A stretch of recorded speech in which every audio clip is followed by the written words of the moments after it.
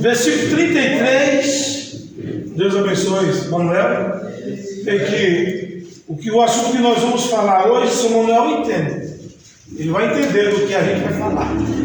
O assunto que a gente vai falar hoje aqui, na palavra de Deus, é uma parábola que Jesus contou a respeito do fermento. Você entende, né? Amém. 100%. Glória a Deus. Também a irmã Simone também entende negócio de fermento. Mateus 13, 33. Amém? Então diz assim: outra parábola lhe disse: o reino do céu é semelhante ao fermento que uma mulher tomou e o escondeu em 3 medidas de farinha, até que tudo ficou levedo. Amém? Querido Deus e Pai, te damos graças, Senhor, por esta palavra. Pedimos, ó Deus, a tua graça, o teu amor e a tua misericórdia. Fala conosco no nome do Senhor Jesus. Nós não podemos sentar? Então, nós vamos falar hoje a respeito dessa parábola. O livro de Mateus, capítulo 13, a Bíblia diz que Jesus estava na sua casa e de repente ele foi para a beira da praia, onde estavam seus apóstolos, seus discípulos, e ali ele começou a ensinar, começou a falar. Então se aglomerou uma multidão de gente. E o que Jesus fez? Então Jesus pega um daqueles barcos, com certeza emprestado, e ele entrou no barco e a multidão, as pessoas ouviam ele, ouviam as instruções, e ele começa a falar por parábola. E ele vai contar 7 parábolas. Dessas 7 parábolas, 4 ele fala para a multidão e 3 ele reserva para a igreja. E os discípulos estão perguntando por que Jesus falava por parábola?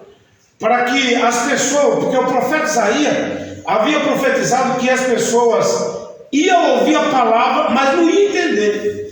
E não é diferente hoje. Hoje as pessoas pegam a Bíblia, ela abre a Bíblia, ela lê a Bíblia, mas não entende nada da Bíblia. Porque Deus, Ele quer uma aproximação, Deus quer uma aliança.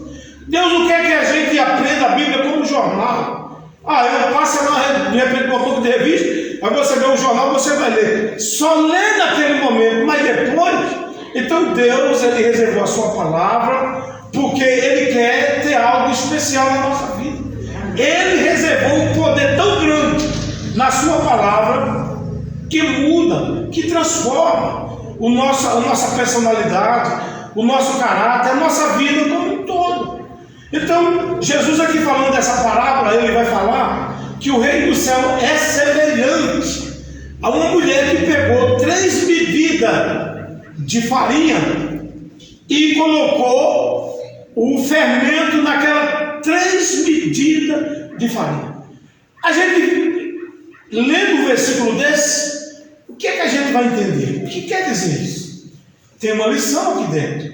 Então, como é que a gente vai aprender essa lição se a gente não vem para a escola? Aqui é uma escola. Então, aqui Deus dá a interpretação, Deus dá a sabedoria, para a gente entender quem é essa mulher. A mulher é a igreja. Uma mulher com 3 medidas de farinha. Vamos entender logo essa mulher como uma igreja. Essa igreja pegando essas 3 porções. A porção para o corpo, a porção para a alma e a porção para o espírito. Imagine 3, só que nessas 3 porções, a porção de farinha é sempre a maior. A porção do fermento é sempre menor, não é assim, não? Não pode ser, mas eu acredito que quem faz pão, quem faz bolo, tem uma medida. Vamos dizer, se você pegar 5 quilos de massa, você não pode pegar 1 quilo de fermento e jogar na massa. Tem que ser uma dosagem pequena. Se colocar 1 quilo, estraga tudo, né? Não dá, O que vai acontecer? Vai explodir, vai estourar, vai crescer demais. E se colocar menos fermento na massa, o que é que vai acontecer? Não vai crescer. Não vai crescer. Então, não, pode até crescer, mas leva muito tempo.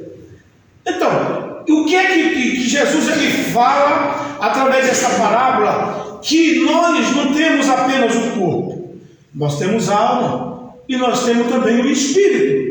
Então essa porção ela foi distribuída. A gente tem a alma, a gente tem o corpo e a gente tem o espírito. E a Bíblia diz que o nosso corpo, ele é o templo do Espírito Santo. Se alguém destruir o templo de Deus, que somos nós, que é você, então a Bíblia diz que Deus também destrói. Imagine só que Deus, antes ele habitava no templo, em 4 paredes, lá em Israel, no prédio, naquele Salomão construiu, foram 40 anos construindo um templo. Imagina aquele templo, depois de construído, tinha ali uma repartição. A primeira repartição, quem entrava naquela primeira repartição? Os levitas. A segunda repartição, só os sacerdotes. A terceira repartição, o sumo sacerdote, uma vez por ano. E se entrasse, morria carbonizado. Era uma vez por ano que o sumo sacerdote podia entrar no lugar santíssimo. No lugar santo era onde era oferecido, não é? Aonde era oferecido o sacrifício. Mas no lugar santíssimo não podia entrar, não. E os filhos de Arão entraram, apresentaram um fogo estranho, morreram carbonizados. E o pai nem pôde entrar. Quando eles entravam, já entravam com a corda amarrada na perna, na sua roupa. Se ele morresse, ninguém podia entrar lá para tirar. Se entrasse, morria também. Por causa da santidade de Deus. Então era tirado, puxado pela corda para fora. Aí, como o povo desobedeceu a Deus, viraram as costas para Deus, aí Deus disse: eu não habito mais em templo feito por mão de homem. Aí agora é na minha vida, é no meu coração, é no meu viver, é na minha vida. Se eu não der esse espaço, esse lugar que é dele, que ele me criou, me gerou, me colocou nesse mundo, para quê? Para eu servir a ele e ser abençoado aqui, para eu viver aqui comendo o bom e o melhor que ele tem para mim, para nós, e a gente fazer a vontade dele. Aí eu falo: não, eu não vou fazer a vontade dele, então eu não vou ter vida. Minha vida vai ser a mesma coisa de um pão sem fermento, um pão que não cresce, um pão amarrado, um pão minguado. Vocês não estão entendendo? Qual é a finalidade do fermento? Para que serve o fermento, irmão Walter? Para que serve o fermento? Para dar crescimento. Se não tiver fermento, não tem crescimento na massa. A massa precisa de fermento para crescer. Se não colocar o fermento, como é que vai estar o bolo, meu Simão? O bolo vai crescer? Não vai crescer. Por que não cresce? Porque está faltando o fermento. E Jesus disse que o fermento é o quê? O reino. Ele está dizendo que o reino do céu é semelhante ao fermento. Se falta fermento na nossa vida, se falta o reino de Deus, se falta o Espírito Santo na nossa vida, então a nossa vida fica amarrada. E é numa área só, não, é em toda a vida, porque nós não temos uma vida só. Vida física, vida sentimental, vida profissional, vida espiritual. Olha quanta vida que a gente tem. Se às vezes você está bem numa área da vida e a outra não está legal, a gente começa a sentir o impacto. Então, o Deus, ele quer, quando se coloca o fermento na massa, o fermento vai pegar o que? Toda a massa. Não vai pegar só uma parte da massa, não. Tem que pegar toda a massa. A finalidade é essa, é pegar toda a massa. Depois que o fermento entra na massa, que pega toda a massa, você não vê mais o fermento. Vê, mano? O fermento some, você não vê mais o fermento. Aí você vai ver aquele bolo que vai aparecer, aquele pão que vai aparecer. Está entendendo? Então, quando o reino de Deus entra em nós, você não vê o reino de Deus. Você olha para a pessoa e vê o irmão. Aquele irmão está abençoado. Olha como é que está a vida dele agora. E agora ele tem tempo para Deus, de ir para a igreja, tem tempo de orar, tem tempo de meditar na Bíblia. A vida dele começa a aparecer como um pão diante de Deus.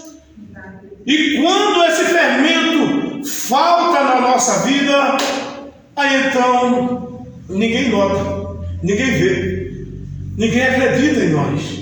As pessoas olham para você, olham para mim, olham para nós, ninguém dá nada. Por que ninguém dá nada? Porque não tem fermento, não tem o Espírito Santo, não tem o reino de Deus.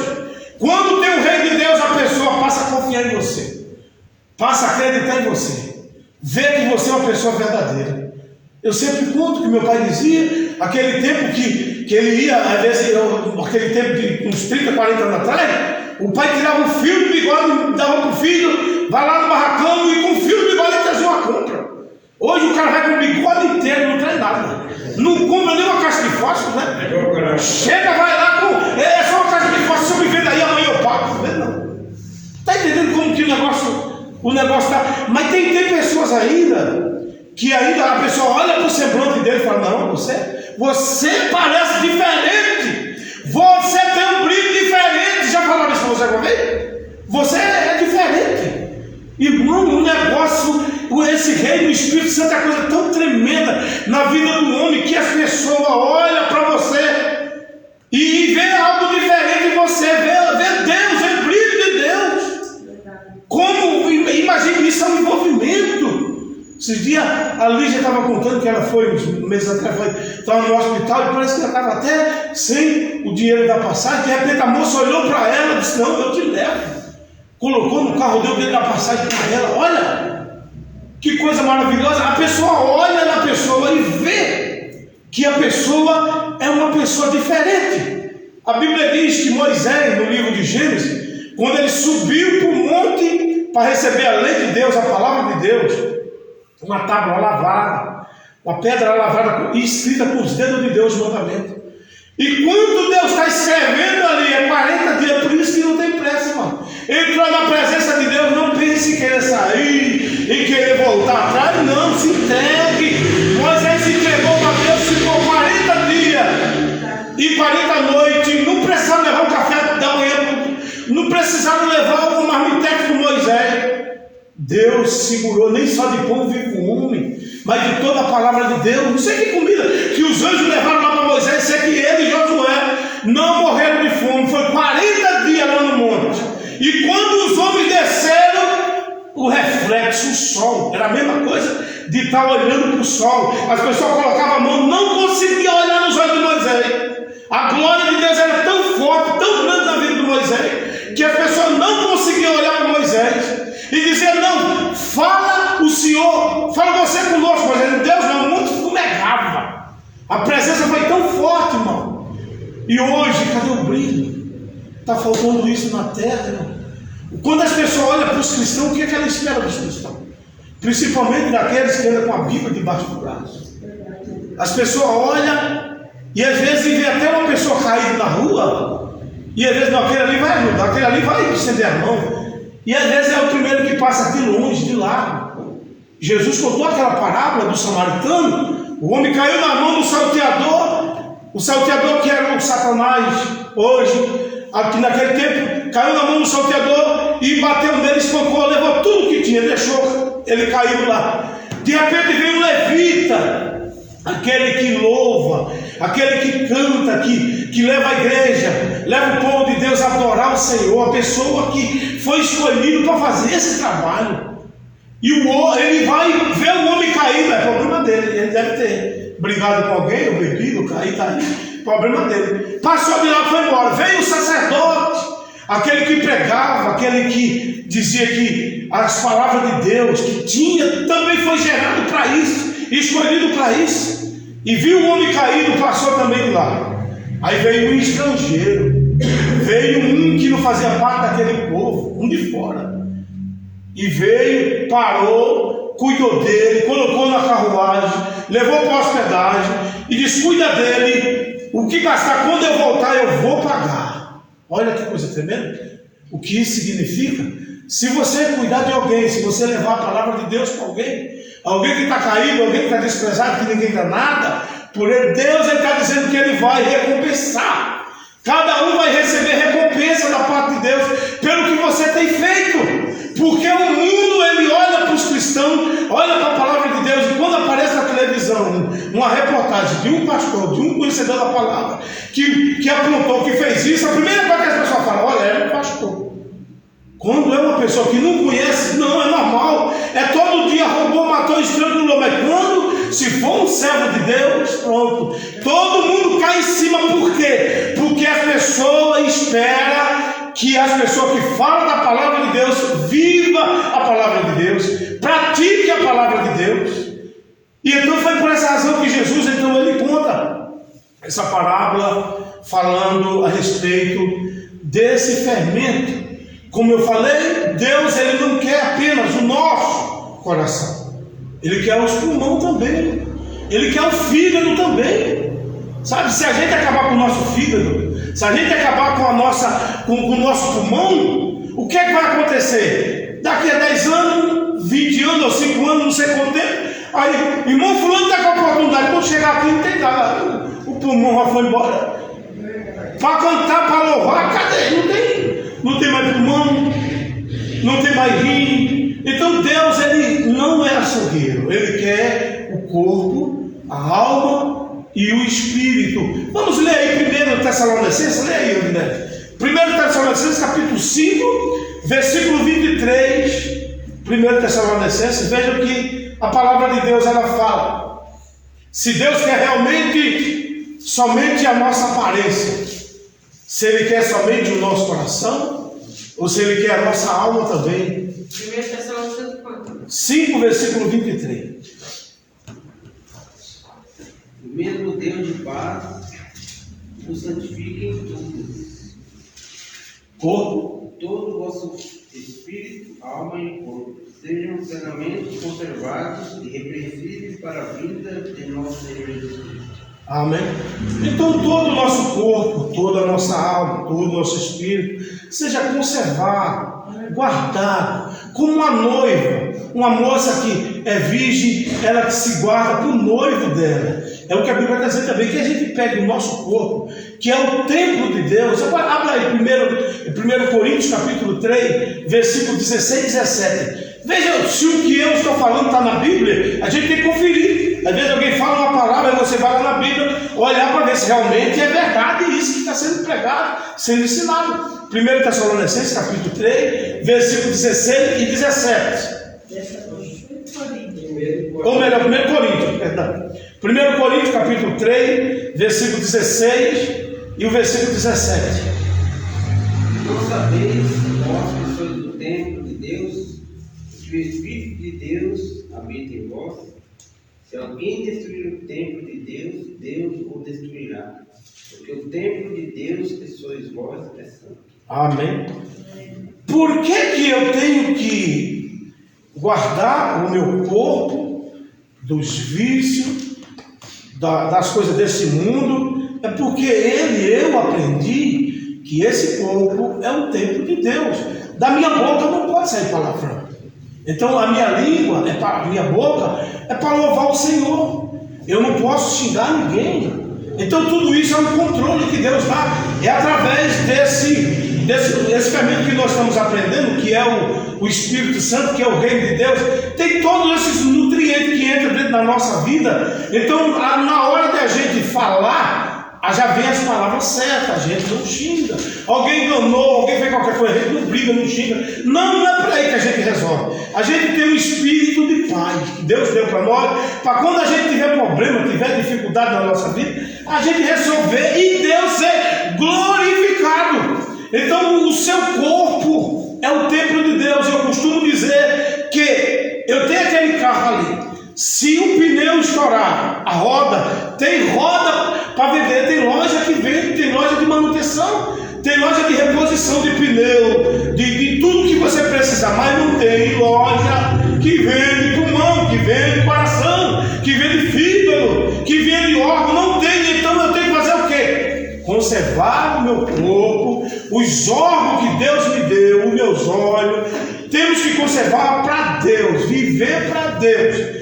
E se você fizer isso, conforme diz a Bíblia, você está conservando, reservando ele para Deus. E ele vai te recompensar com o quê? Vida eterna. Tem coisa melhor do que isso? Uma vida que nunca acaba, uma vida que nunca vai terminar. Então o que é que nos espera a nossa obediência? O que é que eu ganho com isso? Ainda que alguém olhe para você, vê você dentro da igreja, o que é que os crentes fazem na igreja? Olha, isso aqui é vida. Nós estamos falando de vida. As pessoas estão precisando dessa vida, mas aonde que ela encontra? No médico agora. Enquanto a gente tem aqui, tem muita gente chegando na maca, ambulância dando entrada, pessoas indo em consultório, em psicólogo, para ouvir uma palavra, porque eles não têm isso aqui. E essa psicologia, que é essa palavra de Deus, isso aqui é para a alma, para o corpo, para o espírito. Então a gente é instruído, é preparado para a vida. Deus, ele prepara a gente pela sua palavra, para a gente viver bem, para a gente ter Ele na nossa vida. Então, se o meu corpo é o templo de Deus, então Ele vai vir e vai habitar dentro de nós. E como que isso vai ser notado? Como o fermento, ele representa o reino de Deus. Então as pessoas vão olhar e vai ver diferença em você, vai ver diferença em nós. Tem coisa melhor do que isso? Não existe. Agora imagine a gente ver que até os demônios, os espíritos malignos reconhecem. Está escrito no livro de, se não me engano, no livro de Atos dos Apóstolos, no capítulo 16, que Paulo e Silas, eles indo fazer uma missão, fazer a obra de Deus, de repente tinha uma moça que ela adivinhava o seu CPF, o seu RG, a sua vida inteira, e era o espírito que estava na vida daquela moça, adivinhando e dava lucro para os senhores dela, e tinha pessoas ganhando dinheiro com aquilo ali. E aquela mulher endemoniada, perturbada, quando viu Paulo e Silas pregando a palavra, disse: esses aí são homens, são santos homens de Deus, que pregam o Evangelho. Vamos aí, leia aí, Rodinei, no versículo Atos dos Apóstolos 16, 17. Veja que o espírito mau que estava na vida da mulher reconheceu o semblante de Paulo. 16, 17. E aconteceu que, indo nós à oração, nos saiu ao encontro uma jovem que tinha um espírito de desviação, o qual, adivinhando, dava grande lucro aos seus senhores. Esta, seguindo a Paulo e a nós, clamava, dizendo: estes homens que nos anunciam o caminho da salvação são os servos de Deus Altíssimo. E isto fez ela por muitos dias, mas Paulo, perturbado, voltou-se e disse ao Espírito: em nome de Jesus Cristo, te mando que saia dela. Na mesma hora saiu. Pensa Deus que a esperança do seu grupo estava perdida, prenderam Paulo e Silas e o levaram à presença, à praça principal. Amém. Então a moça, ela reconheceu Paulo e Silas. O espírito que estava nela reconheceu que eles eram um santo homem de Deus que pregava. Expulsou aquele espírito, a mulher agora não dava mais adivinhação, não dava mais lucro. Aí o que aconteceu com eles? Eles foram presos, dois. Foram para a praça, levaram 39 chicotadas, depois foram para a prisão, ficaram com o pé no tronco, preso, tanto as mãos como os pés, assentado, com os pés no tronco, e ficou lá. E ele tinha tudo para reclamar.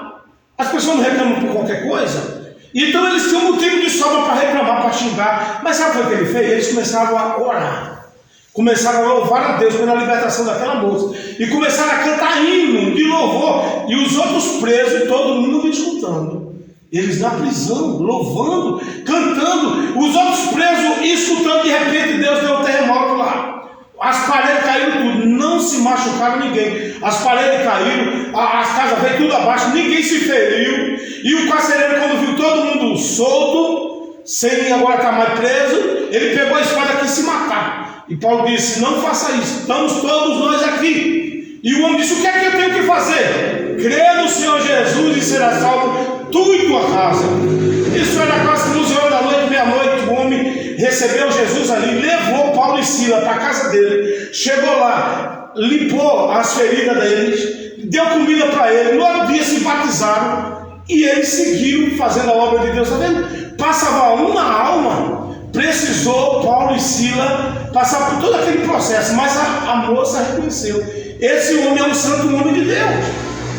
Então isso está na Bíblia. Também está lá escrito que aquela moça, a Sulamita, que a Bíblia diz que o Eliseu era o profeta de Deus, fazia a obra de Deus, e ele andava mais ou menos, era quase um dia de viagem, indo para Horebe, ali onde ele tinha uma congregação, onde ele tomava conta. Então ele passava de frente à casa daquela mulher. Toda vez que ele passava, ele chamava: meu senhor, sei que você está cansado, vem aqui, toma um cafezinho aqui, come um pão. E ela dizia para o marido: esses homens são santos homens de Deus.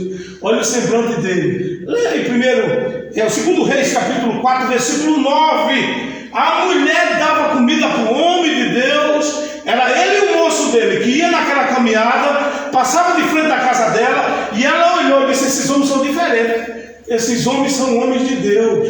Vamos dar pão para ele, né? 4:9. E ela disse ao seu marido: eis que tenho observado que passa sempre por nós um santo homem de Deus. Façamos um quarto para ele, colocamos um candeeiro, colocamos uma mesa, colocamos uma cama, para toda vez quando ele vir de viagem, é metade da caminhada dele. Então quando ele vir, ele para aqui, ele toma um café, come um pão, e ele posa aqui, ele dorme, no dia seguinte ele viaja. Essa mulher fez isso para esses homens, e ele era profeta de Deus, ele era um servo de Deus, e aquele homem ficou muito feliz, o profeta. Olha, imagina você vir de viagem, e agora você para ali, descansa, tem comida, tem uma cama para dormir. Aí o servo de Deus disse: o que é que ele pode fazer com essa mulher? A mulher era rica, a mulher tinha de tudo. E ele perguntou: o que é que ela precisa? Mas só que ele olhou, o moço disse a ele: ela não tem filho. Ela tem de tudo, não falta nada, mas ela não tem filho. Então o homem de Deus chegou e disse: aqui onde você vai abraçar um filho? E ela disse: não minta para mim. A mulher já tinha gastado com tudo, com médico, de todas as formas, não, ela era estéril, não gerava filho. E o homem chegou para ela, o homem de Deus disse: você vai abraçar um filho daqui a um ano. E ela disse: não minta para mim. Quando foi no tempo certinho, o menino nasceu. Está vendo? Se você ajudar, se você der um copo de água fria, você não vai perder o galardão, Deus vai recompensar. A mulher reconheceu, a mulher ajudou o homem de Deus, o homem de Deus abençoou ela, dizendo que Deus ia dar um filho, e Deus deu um menino para ela, e o menino cresceu, ela estava com seus 12, 13 anos, e o menino teve um problema, não sei se ele bateu a cabeça em algum canto, sei que o menino teve uma dor de cabeça, e de repente o menino morreu. E o profeta não está. E a mulher pega o menino, coloca em cima da cama do profeta, no quartinho, e sai atrás, pega o cavalo e vai até o profeta. E quando o profeta vista de longe a mulher vindo, disse: se é a sua vida, essa mulher nunca veio, por que ela está vindo atrás de nós? E mandou o servo: vai lá ver o que está acontecendo. E o servo foi. Quando chegou lá, a mulher em pranto não quis nem atender o rapaz, chegou e se dobrou diante do homem de Deus. E eu disse para o senhor: não minta para mim. O menino que o senhor orou, que Deus me deu, está morto lá em cima da cama.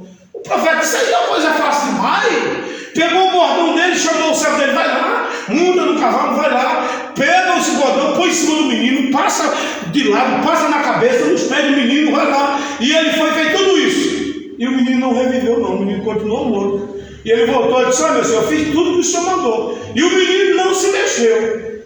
E então Eliseu disse: é para mim. Então o homem de Deus foi lá. Quando chegou lá, ele já tinha aprendido, irmão. É isso que ele está fazendo. Nós estamos aprendendo da palavra de Deus. E o que foi que ele aprendeu? Esse moço, ele aprendeu com Elias, a mesma coisa. O menino morreu de outra mulher, e o Elias fez o quê? Deitou em cima do menino morto, ficou lá, ficou olho com olho, boca com boca, o menino morto em cima da cama. E Eliseu viu que o seu senhor, que era profeta, fazia, fez, e ele viu o menino, ele fez a mesma coisa. O menino morto, importante é o menino vivo com a mulher. Não importa de que jeito vai ser, se vai orar, se vai pôr a mão na cabeça do menino, se vai gritar. Deitou em cima do menino, fechou a porta, mandou a mulher sair. Sabe você também, menino? É só eu. É aquele momento que a gente fica só com Deus, que Deus quer isso na nossa vida. E a Bíblia diz que ele pegou assim, deitou em cima do menino, e foi, e o menino não levantou, foi lá, rodeou, fez 7 vezes isso, fez 7 vezes. Na 7ª vez ele aqueceu o corpo do menino. Aí o menino se mexeu, abriu os olhos, ele chamou a mulher e disse: está aqui seu filho. A mulher disse: eu sabia que o senhor era homem de Deus. Deu o menino de volta, vivo, para aquela mulher. Então, e uma aplicação para nós, é o que está escrito em Mateus capítulo 5, versículo 16. 5,16 de São Mateus: resplandeça a vossa luz diante dos homens, para que as pessoas vejam e glorifiquem a Deus pelas as obras que você vai fazer. E que obra é essa? É essa obra que às vezes você pode mentir e você não mente. Isso é obra. Às vezes a obra é você ajudar alguém, é você socorrer alguém. Isso é obra. A obra é alguém olhar para você e ver o brilho de Deus, ver Jesus na sua vida. Então o próprio Senhor Jesus disse em Mateus 5, versículo 16: resplandeça diante dos homens a vossa luz. Então a gente não pode deixar a luz do Evangelho, da palavra de Deus na nossa vida, ela se apagar. A gente não pode deixar. Então as pessoas olham, e principalmente aqueles que são cristãos, que se desviaram. Eu já vi testemunho de pessoas que se desviaram e foram para a balada. E quando está lá no meio, de repente chega alguém e fala: você é crente, você tem um crente, o que você está fazendo aqui? Aqui não é o seu lugar, não.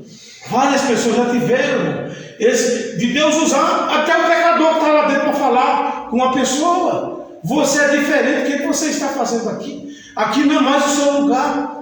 Por isso que quando a Bíblia diz: aquele que vem a mim, de maneira nenhuma eu lanço fora. Jesus vai trabalhar. Da maneira como ele trabalha na vida de um filho obediente, ele também vai trabalhar na vida de um filho que é desobediente. O que é que o pai faz quando o filho é desobediente? Ele corrige. E Deus faz a mesma coisa. Deus corrige. E é bom a gente obedecer a Deus. Com Deus a gente não pode brincar. As coisas de Deus, eu sempre digo, irmão, as coisas de Deus é sim e não. Se você disse sim para Deus, então passe o que passar, a luta, o problema que passar, não recue, não volte atrás. Por que vai sair perdendo você? Se eu recuar, rapaz, eu que vou sair no prejuízo. Então eu tenho que fazer o quê? Obedecer. Deus, ele não quer sacrifício, porque ele já fez lá na cruz do Calvário um sacrifício. Deus já entregou o seu filho para morrer no meu lugar. Então o que eu tenho que fazer agora? Apenas obedecer a ele, pegando o meu corpo, não dando ele para a prostituição, pegando o meu corpo, não dando ele para os vícios. Eu estou obedecendo a Deus, eu estou santificando o meu corpo, a minha vida. E se eu fizer isso, qual é o prejuízo que eu vou ter? Eu vou ter mais saúde, final do mês vai sobrar dinheiro. Pode para pensar nisso aí? Está escrito no livro de Isaías 55, versículo 2. Isso aí eu falo, sabe de cabeça? 55, versículo 2. Naquilo que não é pão e o fruto do vosso trabalho, naquilo que não pode satisfazer. Ouça-me atentamente. O meio que é bom para a alma e ser deleite com a gordura. Está vendo? Ele aprendeu. Quando eu conheci esse moço, misericórdia. Olha aí, hoje a gente olha para o Walter, uma nova pessoa, um homem agora, o semblante dele. Quem viu esse homem 4 ou 5, acho que uns 4 anos mais ou menos, 3, 4 anos atrás, misericórdia, hoje está aí, dessa forma, abençoado. É isso que Deus quer na nossa vida, que a gente reconheça que esse fermento que entrou, que é o reino de Deus que entrou na nossa vida. Agora, ontem, o Zé não volta, não veio, não pôde vir, estava enfermo, domingo, a gente ficou preocupado com ele. Está entendendo? Por que ficamos preocupados com ele? Porque ele não falta. Ele colocou no coração que ele não chega atrasado, chega antes da hora ou na hora. Então isso é bom, é maravilhoso. Isso demonstra que o reino de Deus fez na vida dele um efeito muito grande. Isso é para a glória dele? Não. É para a glória de Deus, para que Deus seja glorificado. Então o que é que nós aprendemos aqui? Quando Jesus ele conta essa parábola, falando do fermento, que é essa medida. Só que muitos religiosos eles acreditam que não é só essa forma de interpretação, de você pegar aquela medida de farinha, 3 medidas de farinha, como eu falei. A farinha tem que ser mais do que o fermento. E o que isso significa? Você é a farinha, você é a massa. Eu não posso, se eu me entregar somente um pouco, se eu me entregar somente por uma semana a Deus, se eu entregar só esse braço, esse outro aqui não, eu entrego só um pouco. Então o que é que vai acontecer? Essa massa não vai crescer, essa massa vai ser muito pouca. O fermento que Deus vai colocar, porque Deus trabalha com medida. Deus sabe a medida exata. A Bíblia diz no livro de 1 Coríntios, capítulo 12, que cada um vai ser usado de acordo com a necessidade, que Deus sabe do que você precisa. Então o Espírito Santo de Deus, os dons de Deus é dado a cada um segundo a medida da fé. A medida da fé. Então se você se entregar só um pouco, então esse pouco fermento o reino vai vir sobre a sua vida, mas vai ser de pouca duração. Você vai durar pouco, vai ser só por uma semana, por um mês, por um ano. Mas se você é a massa que você é a massa, se a massa é muita massa, essa medida é uma medida grande, Então, é o coração, é a vida inteira. Eu entrego todo o meu viver para o reino de Deus. E Jesus disse: aquele que deixar, que perder a sua vida, quando você faz isso, que pega essa massa que é você, que você perde a vida que o mundo oferece. Eu perdi essa vida. Eu perdi a vida. Eu gostava, como eu falei para o Manuel ontem, eu amava isso. Todo sábado lá na Lapa, antes de eu ser cristão, tinha um bar onde tinha snook, onde tinha bebida, frango assado, e eu amava essa vida, e eu perdi essa vida, eu deixei essa vida de mão, eu larguei tudo isso, e eu perdi? Não, eu ganhei. Eu passei a ter mais saúde, eu passei a ter a vida mais com a minha família, com meus filhos, com a minha mulher, porque quando eu casei, então aquela vida ela não podia continuar, ela tinha que morrer, ela tinha que cessar. E eu vejo que acontece muito é que as pessoas querem aquela vida ainda, ou uma coisa ou outra, não tem como a gente ter aquela vida e ter também a família, a gente perde. Então eu vi que eu ia perder a minha família, eu ia ter aquela vida, mas eu perdi a família. E o que eu fiz? Então eu largo aquela vida, eu perco aquela vida morre para mim, e eu passo a ter o quê? O reino de Deus. Então eu ganhei a minha família. Eu vi os meus filhos crescer. Eu viajava com os meus filhos, com a minha família. Olha como isso é maravilhoso. Mas Jesus disse: aquele que perder a sua vida por amor de mim, se você deixar de fazer qualquer coisa por amor de Jesus, Ele disse que você vai, essa vida que você perdeu, Ele vai te dar outra vida melhor do que essa. Você vai ser recompensado.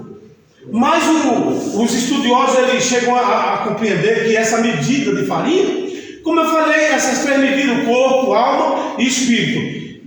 Eu entrego somente o corpo para Jesus, e a minha alma é viciada. A alma a gente tem que colocar ela no seguro. A alma, do mesmo jeito que o corpo é viciado, a alma também, a alma ela é terrível, a alma. Então o que eu tenho que fazer? Pegar a minha alma e colocar ela no seguro. É como um carro. Se você não coloca o carro no seguro, o ladrão roubou, já era, vai ter que assumir as consequências, vai ficar sem o carro, seja lá o que for. Então, se a gente pega, coloca também a nossa alma na presença de Deus, está segurada, está com o anjo do Senhor está do lado, te guardando, te protegendo. E o Espírito, por quê? Porque é a inclinação. Se eu me inclino, está escrito em Romanos capítulo 8, a partir do versículo 6, a inclinação para as coisas da carne é morte, e a inclinação para as coisas do Espírito é vida e paz. Se você se inclinar para as coisas de Deus, você vai ser um homem de paz, você vai ter vida. Se você se inclinar para as coisas do mundo, o que é que você vai ter? Sofrimento, tribulação, morte. Se resume tudo isso. A vida é inclinada para a carne e a vida é inclinada para o Espírito. Então, se eu quero santificar também o meu espírito, então eu me inclino para as coisas do Espírito. Essas coisas que nós estamos falando, isso é coisa espiritual, não é coisa carnal, não é coisa física. Não estamos aqui dando uma palestra para você ganhar dinheiro, para você saber vender. Não estamos dando uma palestra aqui para você, a sua vida espiritual ser uma vida ativada. Porque às vezes a pessoa tem essa vida espiritual, mas ela está morta. E ela precisa ressuscitar. E foi por isso que Jesus veio, para dar vida, e vida com abundância. Porque quando a gente descobre essa outra parte, e a gente pratica ela, então aquela outra vida carnal, a vida material, você vai perdendo o prazer por aquilo ali. Você vai encontrando, eu encontrei uma coisa melhor, isso que a gente está fazendo aqui. A gente fica 2 horas aqui, 3 horas, quantas horas for possível, que é melhor do que eu estar jogando snook, bebendo cerveja, e sabe, comendo cerveja, bebendo, jogando. Essa vida aqui é melhor. Então eu passei a descobrir que essa vida é melhor. Então aquela outra vida foi morrendo para mim, morrendo. E se hoje a pessoa me convidar, eu não tenho mais prazer, porque eu encontrei uma vida melhor. Falar sobre o livre-arbítrio. Livre-arbítrio é fazer o que quer. E nós estamos trabalhando 3 servos de Deus lá. Aí uma parte contando testemunho que quando ele se entregou para Deus, ele falou: Senhor, eu te devolvo o meu livre-arbítrio. Eu te devolvo para Deus, né? Bonito, né? E já não é mais a vontade nossa, é uma vontade livre-arbítrio, ele funciona assim. Por exemplo, Deus te dá o livre-arbítrio, mas o querer e o efetuar pertence a Deus. Ele é o teu dono, Ele é o teu Senhor. A hora que Ele quiser intervir e agir, Ele não vai pedir permissão, Ele não vai perguntar, porque Ele é Senhor. E Ele sendo Senhor, é que nem vamos dizer, eu pego o Rodinelli, eu tenho uma empresa multinacional, então o Rodinelli, ele vai ser o presidente daquela empresa. Ele está lá, mas eu sou o dono. A hora que eu quiser trocar ele, tirar ele, eu tiro. Porque, está entendendo como que é? É a mesma coisa Deus. Deus, Ele é o dono de tudo. Não vejo o caso, Deus não falou para o Jonas, Jonas, vai lá pregar em Nínive. Jonas, quando olhou um povo rebelde, desobediente, só tinha pecado, tantas coisas ruins, ele disse, vou lá, ali. O povo lá é sanguinário, mata por qualquer... Só no olhando já mata o outro, falando, não vou não. Cadê? Cadê o livramento de Jonas? Não tem livramento. Deus falou, não vai não, Jonas, não vou não. Pegou o navio, entrou no navio de outras pessoas, do marinheiro que não tinha nada a ver. O cara tranquilo, ganha o seu dinheiro levando as cargas. De repente Jonas entra no porão, vai lá se esconder lá no fundo do porão do navio. Aí Deus fala, por causa do Jonas, manda um terremoto, manda um naufrágio ali naquele navio, e começa o navio para lançar para um lado do outro. A tempestade, vento contrário, tudo, e o Jonas dormindo e não acorda. Como que pode? Um negócio indo a pique, os caras pegando as cargas, jogando, rapaz, vou ter que desfazer disso aqui, ou vai morrer todo mundo. É melhor perder a fazenda do que perder a vida. Aí começaram a jogar tudo, e por último, não tinha mais nada para jogar. Aí desceu o marinheiro e encontrou o Jonas lá roncando. Acorda, dormindo, o que está fazendo aqui? De que povo é? Aí ele falou, eu sou hebreu, eu sou temente a Deus, tudo isso está acontecendo por minha causa. O que é que você fazia com um camarada desse depois? De você perder sua geladeira, perder seu móvel, perder tudo, jogar tudo dentro do mar, por causa do camarada, você vai ter que pagar agora. Mas não, o marinheiro, quando viu aquilo, ele disse, não, mas pode. É o seguinte, não vai morrer ninguém aí, o culpado sou eu. Se vocês me jogar no mar, a água vai voltar tudo normal. É eu, o problema é eu. Olha, como isso é lindo, maravilhoso, né? Quando a pessoa reconhece, não, está acontecendo tudo isso, essa turbulência por minha causa. Se apresente, faça que nem Jonas. Está acontecendo isso por minha causa, pode me jogar no mar. Se você jogar, vai acalmar o mar. Jogaram Jonas no mar, automaticamente Deus já manda um peixe ali, pega Jonas, e Jonas faz uma viagem, e o peixe vai lá na beira da praia, joga ele, lança ele. Depois de 3 dias, ficou no ventre do peixe ali. Quando ele estava desfalecendo, morrendo na oração de Jonas, entrou na presença de Deus, aí Deus mandou o peixe lançar ele. Aí vai, agora tu vai ou não vai, Jonas? Vai brincar? Depois de uma dessa aí, quem é que depois de ver a mão de Deus, não é pairar sobre a vida da pessoa? Então, não é bom a gente deixar chegar a esse extremo. Tem gente que está vendo, o caminho é esse, faça isso. Se você fizer isso, você vai ser bem sucedido, você vai estar de bem com Deus. Tem muita gente que é inimiga de Deus e não sabe. E está na Bíblia. Lê aí. O Romanos capítulo 8, versículos 6 e 7. Tem pessoas que se tornam inimigas de Deus e não sabem. E às vezes amarra a vida. Se eu não tenho Deus na minha vida, se Deus não. Porque eu estou sendo inimigo dele. E a partir do momento que eu descobri que eu estou sendo inimigo de Deus, vou mudar na hora. Eu quero ser amigo de Deus. Lê aí, Romanos capítulo 8, versículo 6. A inclinação da carne é morte, mas a inclinação do espírito é vida e paz. Lê o 7. Portanto, a inclinação da carne é inimizade contra Deus. Inimizade? Inimizade contra Deus. O que é isso? A inclinação da carne? Inimizade. É inimizade, eu estou sendo inimigo de Deus. Deus, eu estou sendo contra Deus. Termina o versículo. A inclinação do espírito não é sujeito à lei de Deus, nem em verdade. Pode ser.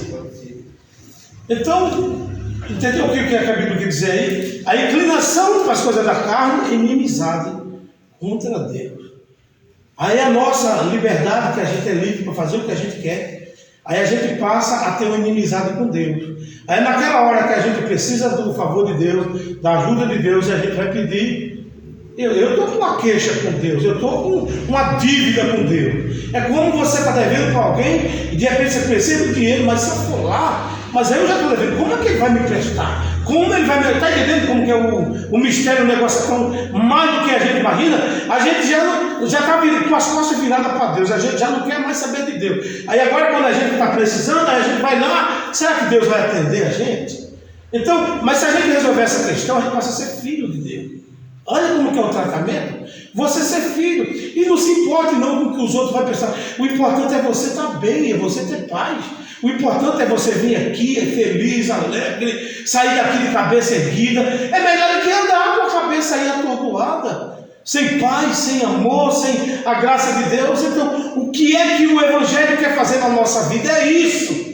Trazer a gente à origem, trazer a gente a ser aquela pessoa original como era no passado, quando Deus criou o homem sem pecado, e é possível o homem viver aqui nesse mundo. Jesus mostrou isso e provou que a gente consegue viver aqui sem pecar, sem viver na prática. A gente pode errar, mas a gente tem já automaticamente um advogado. Imagine que a gente pode viver desse jeito, a gente pode viver assim. Então você vai ter sonho, você vai ter visão, você não vai ter pesadelo, não, vai ter sonho. Você vai acordar, vai ver anjo, você vai ver, Deus vai te dar sonho, vai te dar, às vezes até coisa que está para acontecer na nossa vida, de repente a gente é avisado.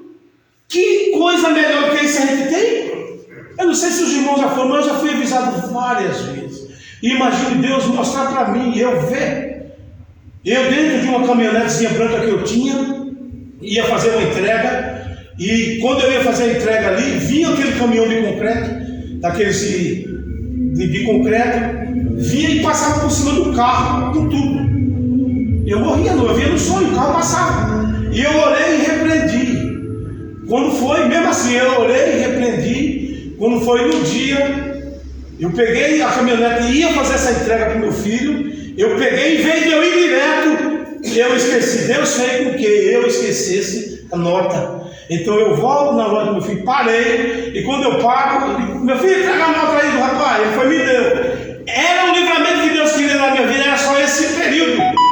2 minutos, eu vim, parei, ele me deu a nota e eu segui a viagem. Quando cheguei lá, o caminhão de concreto estava rodando assim dentro da garagem do homem, no lugar onde eu ia parar.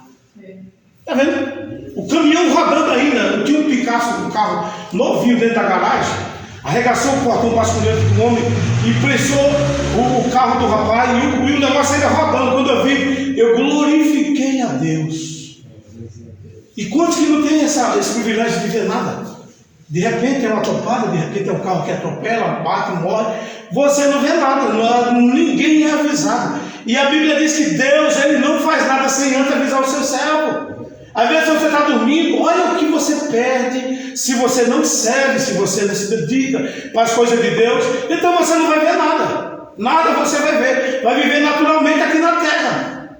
Outra vez eu vi um sonho, o camarada chegava e dizia que quer fazer um orçamento, era um revólver, colocava o revólver, e quando eu vi eu fiquei com medo de ser, será que vai ser hoje, vai ser agora, e repreendi. Nunca tinha acontecido isso comigo. De repente o rapaz chegou e disse, quer fazer um orçamento? Vamos fazer um orçamento? Ele falou, orçamento não, é um assalto, é uma fita dada, desse jeito.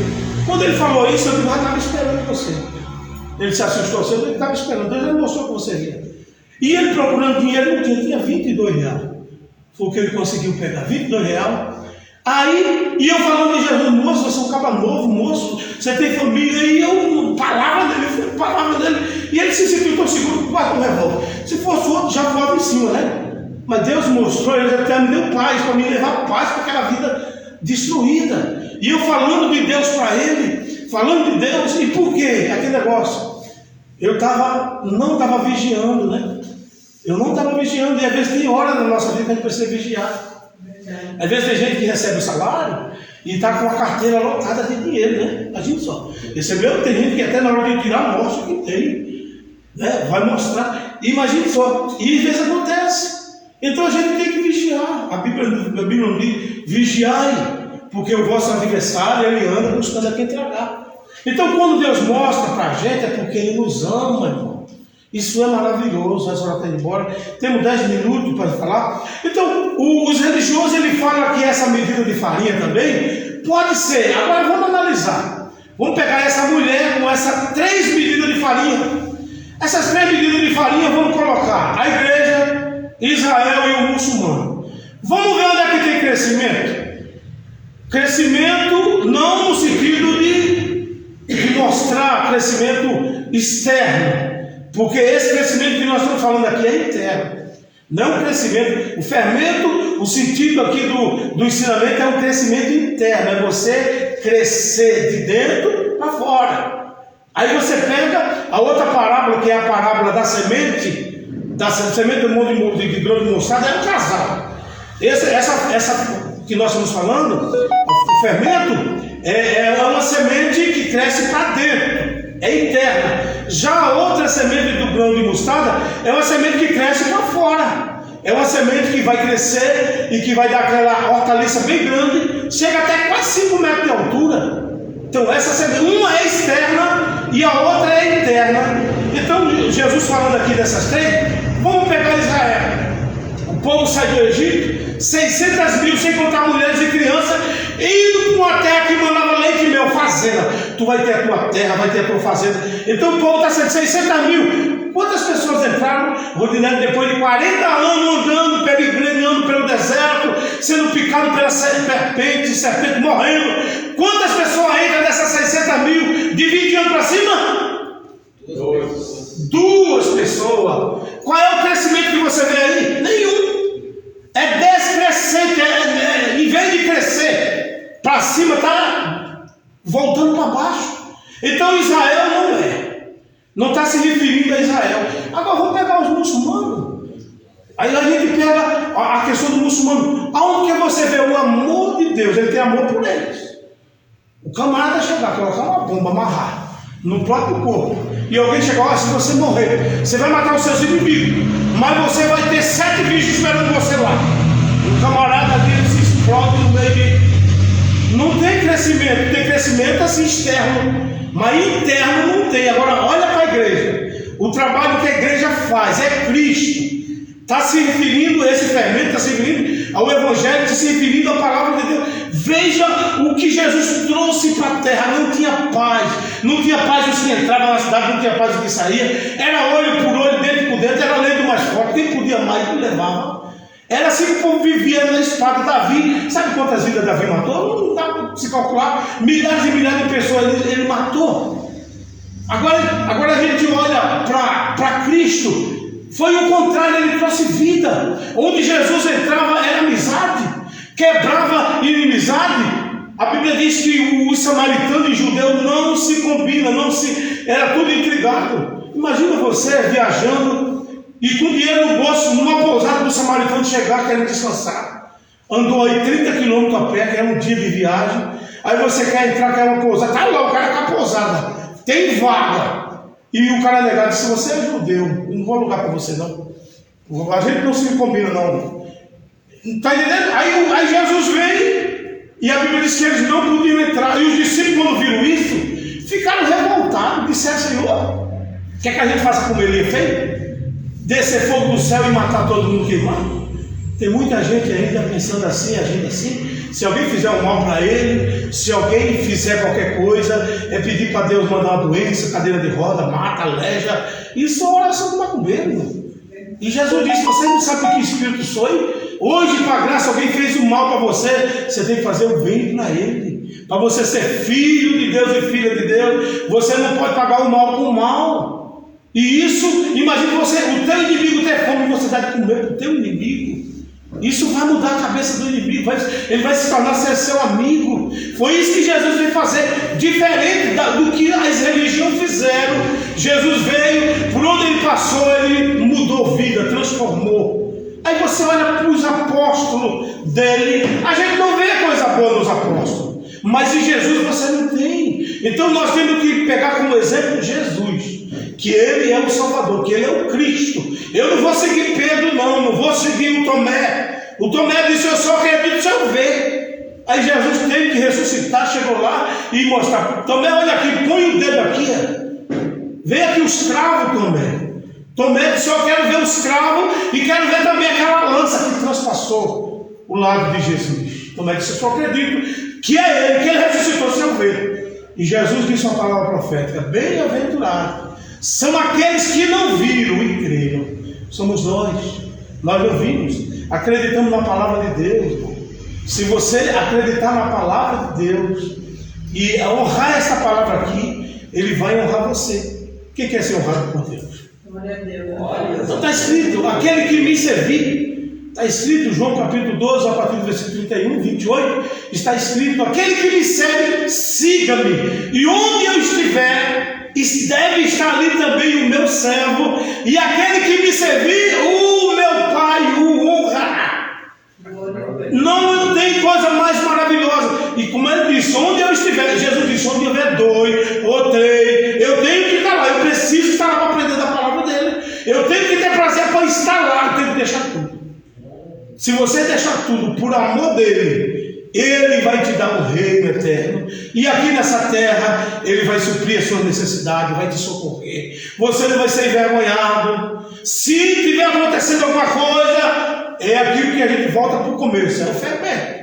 Talvez a massa tenha sido pouca. Talvez a entrega para Deus tenha sido muito pouca. Só que você se entrega para Jesus só um pouco. Como eu vou me entregar só no domingo. Entrega de segunda a domingo, de domingo a domingo, entrega a vida logo. E se rende logo. Jesus não fez isso, ele se rendeu. Ele lá na cruz, ele disse, Pai, eu me rendo, eu me entrego por todo. Ele levantou as mãos e disse, eu entrego nas suas mãos meu espírito. E foi lá e se rendeu. Morreu. Agora eu não vou me render? E se o mestre se rendeu, eu vou brigar? Não, eu vou me render também. Porque o diabo não está brigando de ser diabo. E está aí o diabo que veio para roubar, matar e destruir. Todo dia. As televisões estão mostrando aí. E Deus está guardando a sua vida, a minha vida, a nossa vida. Você tem dúvida ainda que Deus é na sua vida? Que Deus tem uma obra? Que Deus tem um plano na sua vida? Já era morto. Não era para estar mais aqui não, irmão. Então, isso é Deus está dando a chance, está dando mais uma oportunidade. Até quando a gente vai precisar de oportunidade? Então, seja fiel ao Senhor. Ele disse, aquele que, o pouco que você der para ele vai na mão dele, vai ser muita coisa. Então, se entregue totalmente para ele, viva para ele. Seja um servo dele, não se envergonhe. Aquele que se envergonha, 2 minutos, aquele que se envergonha de mim e das minhas palavras, o Filho do Homem também vai se envergonhar. Imagina naquele dia. O nosso mundo aqui, as pessoas se envergonham de Deus, fecha a porta para Jesus, não deixa Jesus entrar na casa, não deixa Jesus entrar na vida, e é a nossa casa, o nosso mundo. E quando a gente chegar no mundo dele, quando chegar, qual é a expectativa?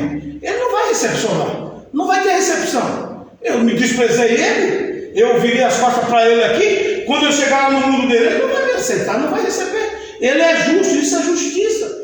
Mas se você renunciar ao mundo por causa dele, pode ser a coisa mais impossível que jamais pode acontecer na sua vida. Ele vai fazer.